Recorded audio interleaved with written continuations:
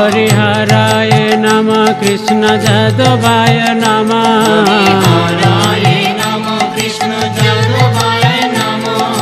যাদবায় মাধবায় কেশবায় নমঃ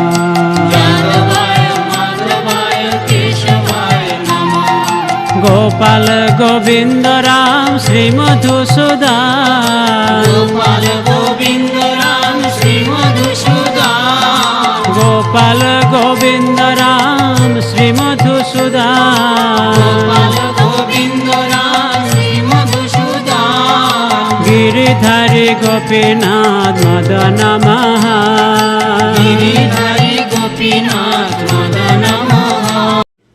ওং নমো ভাগবতে বাসুদেবায়।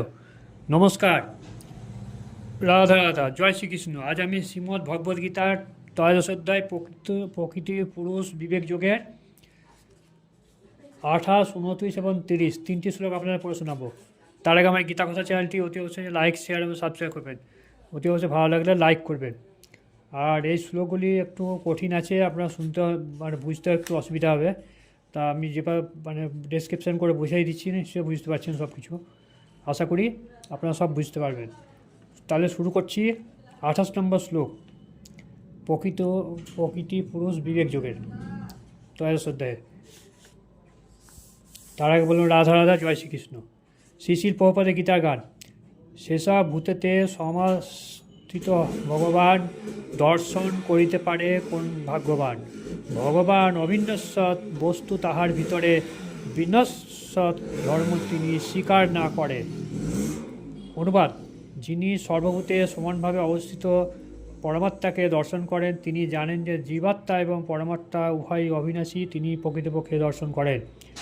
তাৎপর্যতা বিশ্লেষণ: সাধুসঙ্গের প্রভাবে যিনি দেহ এবং দেহী, জীবাত্মা এবং জীবাত্মার বন্ধু, এই তিনটি তত্ত্বের সমন্বয়ে দর্শন করতে পারেন, তিনি যথার্থ জ্ঞান লাভ করেছেন। তাহলে কীভাবে সাধুসঙ্গের প্রভাবে কী বলছে? দেহ, দেহী বা জীবাত্মা এবং জীবাত্মার বন্ধু, এই তিনটি, জীবাত্মার বন্ধু মানে পরমাত্মার সঙ্গে হচ্ছে, এই তিনটি জেনে জ্ঞান অর্জন করেছেন, তিনি সমস্ত জ্ঞান লাভ করেছেন। তাই বলছে তিনি যথার্থ জ্ঞান লাভ, তিনটি জিনিস যে জানতে পেরেছেন আর কি। তিনি পারমার্থিক বিষয়ে প্রকৃত জ্ঞাতার সঙ্গ করেন না, তিনটি জিনিস তিনি দেখতে পান না। যারা তেমন সঙ্গ লাভ করেন না, তারা অজ্ঞ হয়ে থাকেন। তারা কেবল দেহটাই দর্শন করেন। দেহটি যখন বিনাশ হয়ে যায়, তখন তারা মনে করেন যে সব কিছু শেষ হয়ে গেল। কিন্তু এই সাধারণ মানুষ তারা কীভাবে, যে আমার দেহটা পুড়ে গেল মানে সমস্ত, দেহটা বিনাশ মানে সবই চলে গেল, আর কিছু নাই। দেহটি তখন মনে করেন যে সব কিছু হয়ে গেল, কিন্তু প্রকৃতপক্ষে সেটা তা নয়। দেহের বিনাশ হলেও আত্মা এবং পরমাত্মা বর্তমান থাকে। তারা অনাদিকাল ধরে অসংখ্য স্থাবর এবং জঙ্গম শরীরে ভ্রমণ করতে থাকে। তাহলে কী হলো, এই মানুষ যদি মরে যায় তাহলে কী হবে, আত্মা এবং জীবাত্মা এই দুটো কিন্তু থেকেই যাচ্ছে। আত্মা কিন্তু আবার সে পুনঃ জন্ম হবে। তারা কিন্তু স্থাবর এবং জঙ্গম মানে গাছপালা, হ্যান ত্যান এইসব যেসব আছে, তাতে কিন্তু তারা জন্মগ্রহণ করতে পারে, মনুষ্যের উপর জন্মগ্রহণ করতে পারে। সে তাই বলছে স্থাবর এবং জঙ্গম শরীরে ভ্রমণ করতে থাকে। তাই বলছে সংস্কৃত শব্দ পরমেশ্বরম শব্দটি কখনো কখনো জীবাত্মা বলে অনুমান করা হয়, কারণ জীবাত্মা যে দেহের ঈশ্বর, দেহের বিনাশে পরে তিনি অন্য শরীর গ্রহণ করেন। এইভাবে তিনি হচ্ছেন ঈশ্বর বা মালিক। কিন্তু পরমেশ্বর শব্দটিতে পরমাত্মা বলে অন্যরা ব্যাখ্যা করে থাকেন। দুটি ক্ষেত্রে পরমাত্মা এবং জীবাত্মা উভয় থাকেন, তাদের বিনাশ হয় না। এইভাবে যিনি দর্শন করতে পারেন, প্রকৃতপক্ষে কী ঘটছে তা তিনি বুঝতে পারেন।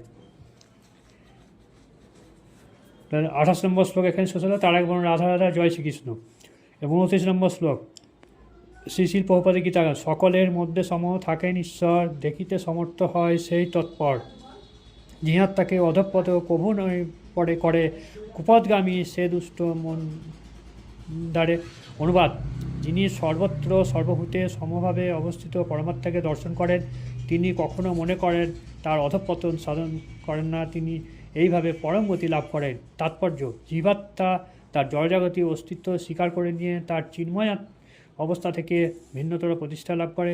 কিন্তু কেউ যখন বুঝতে পারে যে পরমেশ্বর ভগবান তার পরমাত্মা অংশ, সর্বপ্রকারে সর্বত্র বিরাজ করছেন, অর্থাৎ কেউ যখন সর্বভূতে পরমেশ্বর ভগবানকে দর্শন করতে পারেন, তখন আর তিনি বিনাশী মনোভাব থেকে নিজেকে অধঃপতিত করেন না, এবং তাই তিনি তখন ধীরে ধীরে চিন্ময় জগতের দিকে অগ্রসর থাকেন।